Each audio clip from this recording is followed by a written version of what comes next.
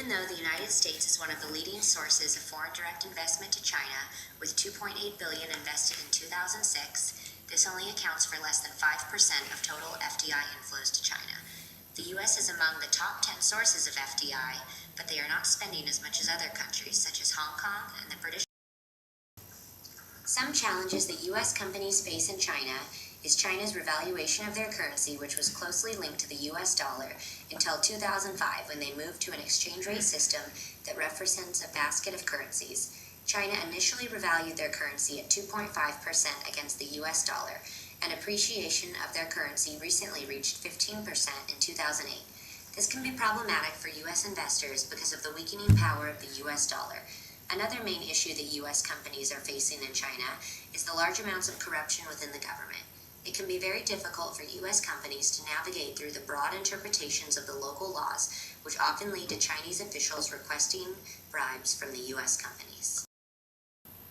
There are also some opportunities that U.S. companies can capitalize on, one of which is large workforce due to tens of millions of people that were laid off from state-owned enterprises, migrants, and the new entrants to the workforce. There's an estimated 32 million people that are currently unemployed in China, which can lead to a cheap labor force for U.S. companies. China is also currently experiencing rapid growth within the sectors of processed food and beverage, gambling, transport, IT and telecommunications, minerals and energy, environment protection, building construction products, and services. Before discussing about Chinese exchange rate fluctuations and how they have impacted FDI, it is first important to review the history and patterns of the Chinese yuan. Since China launched its reform and a program to open up its market in 1979, the yuan exchange rate system has gone through 5 main phases. One that has progressively become more market-oriented, while the old system of a single official fixed rate has been abandoned. During the first phase, from 1979 to 1984, it was based on a dual-track system where the official fixed exchange rate coexisted with an arbitrary exchange rate for foreign trade related internal settlements. In the second phase, from 1985 to 1993, the foreign exchange rate switched to a swap market rate for foreign trade-related transactions, where it became a dual exchange rate system. This meant that the official fixed exchange rate coexisted with the market-determined rate in the swap centers. In the third phase, from 1994 to 1997, the official exchange rate was devalued and unified with the exchange rate in the swap market. This made it a market-based, managed floating rate system. Next, during the fourth phase, from 1998 to 2005, China followed a de facto exchange rate system to the U.S. dollar. Finally, in the fifth phase, China reformed their country's exchange rate regime by moving it immediately to a managed floating exchange rate system based on market supply and demand with a reference to a basket of currencies. With this reform issue, the Chinese yuan switched from a peg to the U.S. dollar to a managed float based on a basket of currencies after a 2.1% appreciation. This was widely seen as an improvement to the yuan exchange rate system, giving it greater flexibility.